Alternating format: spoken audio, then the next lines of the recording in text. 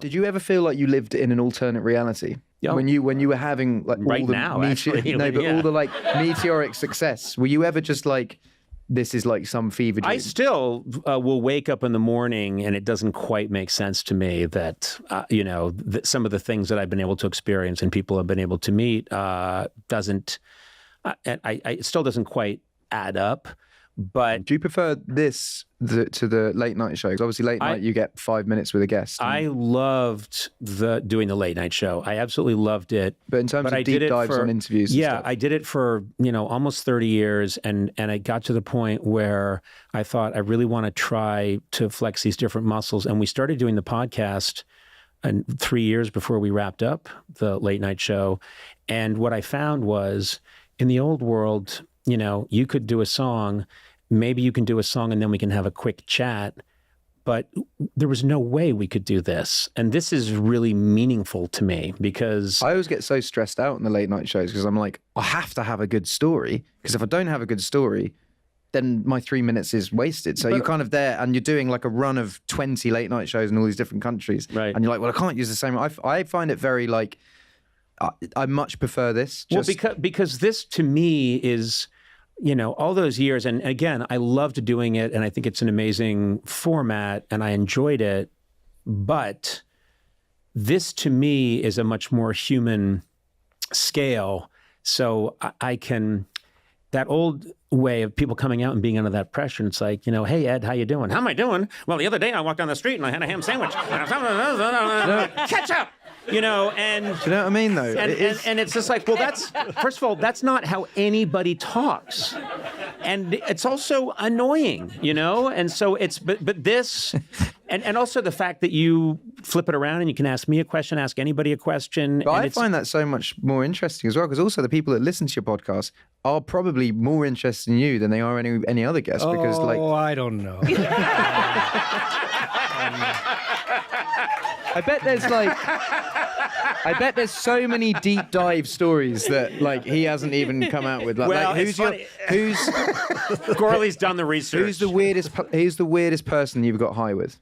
Well, okay, that's a little bit of a trick question because that's not really my thing. I mean, I'm very You've definitely square. done it in your life. I know you've definitely hung out with Willie Nelson and gone, God, I have to. Well, does high include beverages? Yeah. Okay. Beverages. But if we're going beverages, like dribbly drunk. Oh, dribbly drunk. Dribbly drunk. Yeah. Not just like. Well, then I'm with historical figures who are long dead. I mean. They don't even, in my mind, it's just like, oh, Lincoln, you're the best, Churchill. I mean, it doesn't even matter at that point. I'm just talking to everybody who ever lived. Oh, Lincoln, I didn't want to meet you until you said you wanted to meet me.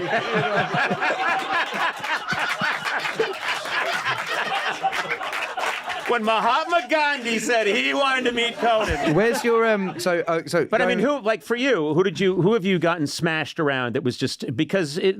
Wow, yeah. I mean, that's kind of. I would say that's kind of my thing. Like, I love taking out random people. Oh, do we have a party for you after the show?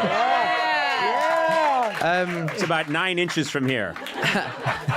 I've had, a fun one actually. I was in Melbourne recently, and I was with my wife and my mother-in-law, and Snoop Dogg was playing. Oh and my God!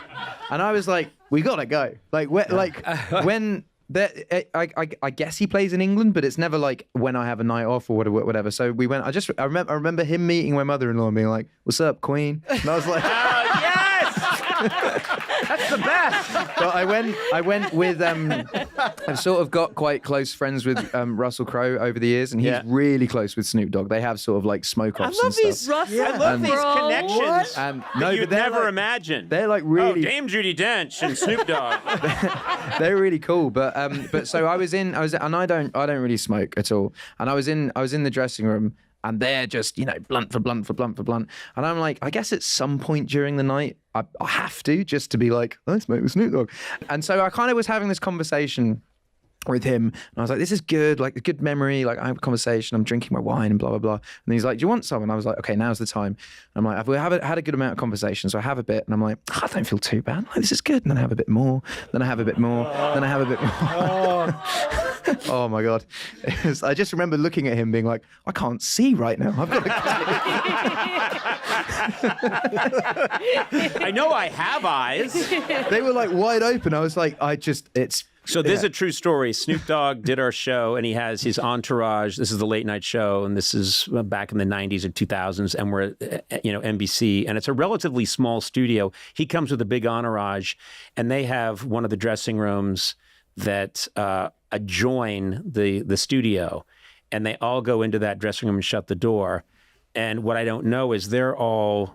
they're smoking so much pot so intensely in this room, and it's getting filtered in through.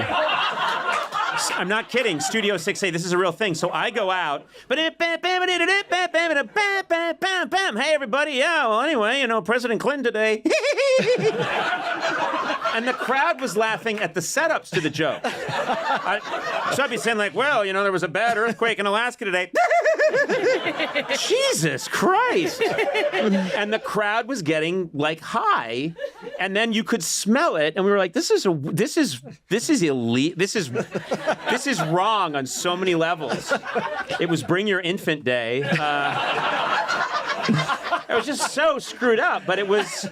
what are you going to do when everyone understands, oh, that's Snoop Dogg, so it's all right. Yeah. I feel like I'd be disappointed if he wasn't high. I guess He'll never disappoint you. There's an artist that I work quite a lot with called Burna Boy, and I'd say that's the most I've ever seen anyone ingest weed. And I work, as I said, 10 to 5, and he came to the studio, and I had a gig later on at night, and it was very much the studio door was closed and just smoke. And I remember walking on stage at the gig being like, I don't know if I can. Same thing, like, I'm not quite here. But it's funny. Sona, you can attest, like, I never smoked. Just like, that's not my thing. No. It's not my thing. No. And I think it never took with me. No, but it wasn't even a moral stance for me.